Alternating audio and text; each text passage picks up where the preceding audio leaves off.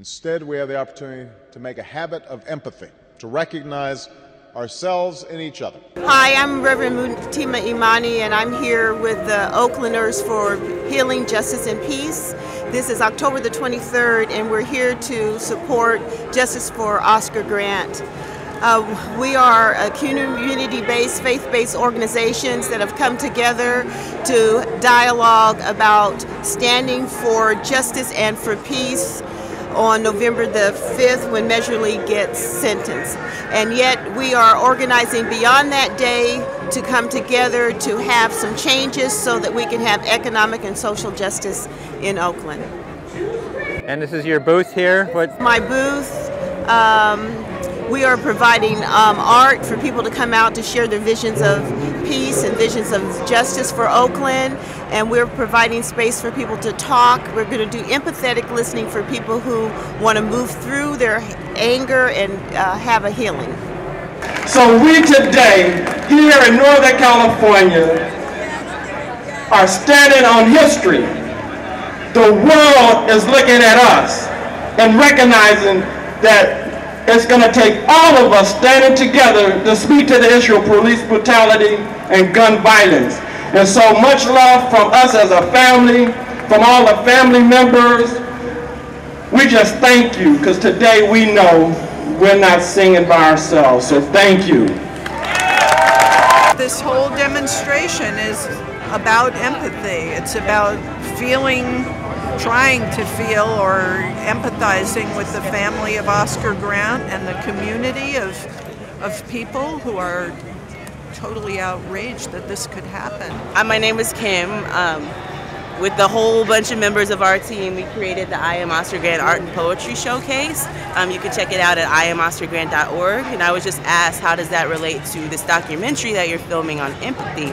And our whole thing on IamOscarGrant.org and the showcase was, we are Oscar Grant, you know what I mean? We feel that pain, and we know that, yeah, that could have very much so been us on that platform, or our brothers or sisters or whoever else in our family. So I think there is a lot of empathy involved in this whole fight for justice, because an injury to one is an injury to all. So yeah.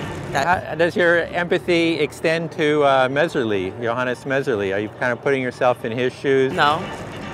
No, and I don't even sympathize, so I can't empathize or sympathize. I feel like if Measure Lee had, he can't have empathy given that he's white and his social power and all of that, so he couldn't have empathy.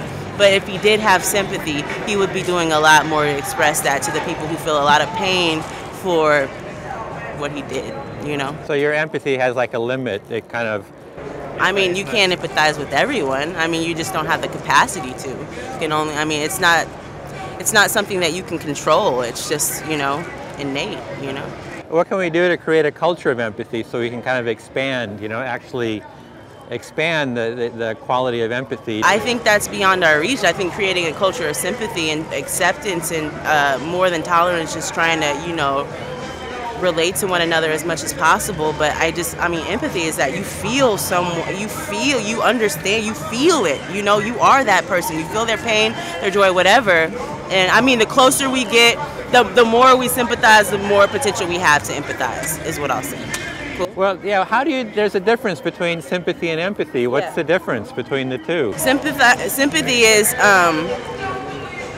you sympathize with my struggle as a black woman. You have sympathy for it. You can't possibly ever empathize because you're a white man, but you can have a feeling of, I see you, I can try to understand the pain that you're going through, but I'll never be there, so I can never empathize. You see what I'm saying?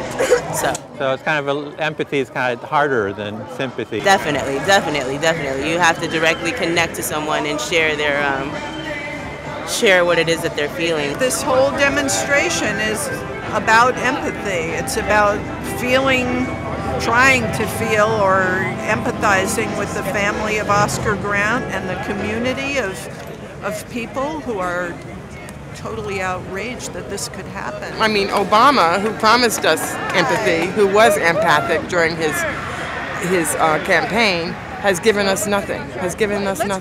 And what does empathy mean to you? Kind of like, how? Oh, empathy, it just means, I know how you feel.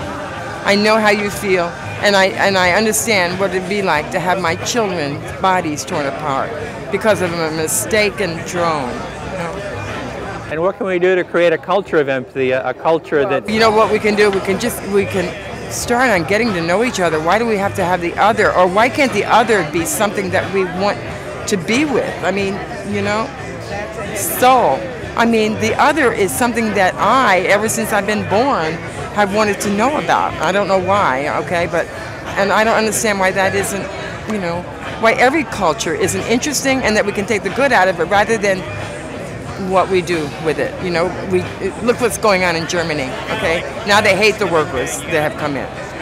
You know, I don't understand this lack of empathy all over the world, especially for the working class, All right, so I have empathy for the downtrodden, for the working class, and for all those who are exploited by the capitalist class. But as far as empathy for the upper class, as far as I'm concerned, years and years ago, you used to be able to cadge money out of them. By the downtrodden could at least get a little money by begging or whatever. And now these people are in all these therapy groups. They feel good about themselves, even though they're nothing but exploiters and parasites. So I'd rather have the old system where they felt guilty. I think exploiters should feel guilty. So you're feeling that that some of the upper classes, if I understand this correctly, that they're not empathizing with the rest of society? Of course not. Of course not. How could they live with such extreme comfort? I'm not talking about middle class. I'm talking about the top 1%. Onyx bathtubs, gold faucets, huge ranches of tens of thousands of acres, things like that. I have no concern about them whatsoever, which doesn't mean that I would punish their children or something like that, but these people are living their own special world, and they couldn't care less because they don't see it. They don't even live where the middle class lives, who has to see, you know, the people at the bottom they're mugged occasionally. These people in the upper class don't get mugged. Maybe their kid gets kidnapped once a century or something. So they're kind of like detached from the rest of society. No, they're preying upon the rest of society.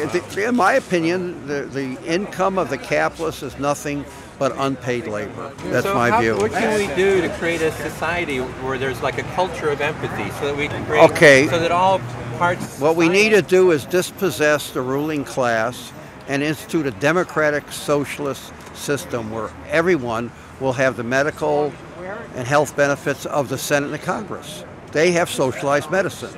They refuse to give it to us. But they themselves, as in my opinion, pimps for the ruling class, that's all they are, basically. Even the left-sounding ones are bad because they lead the working class into the two-party system of the capitalist class. That's my view. Okay? To create a culture of empathy, you need to have a new social structure, not an exploitive social structure where you make profit out of the sweat and blood of the workers. That's my view of it. And what is that social They have an imagination that labor is just a cost. See, materials, labor, they add, because I used to do estimating, and they don't think that labor is the one generating the profit, generating the surplus value, and that includes the interest that they have to pay for advanced capital from the banks and rent if they don't own the property to the landlord. All that comes out of the surplus created by the working class.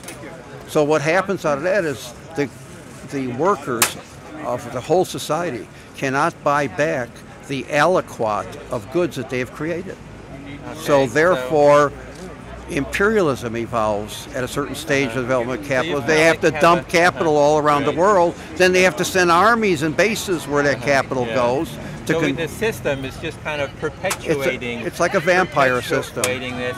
We need to kind of change the system so that the system is perpetuating empathy. That's right. That's right. We need to change You can't have an empathic, generalized system in an exploitive social structure. You can have individuals with empathy. I'm sure upper-class people have empathy for one another. And maybe if they see a beautiful child, they might adopt it or something like that. But that's enough. I think I've said enough. See the world through other people's eyes. Now, empathy is a quality of character that can change the world.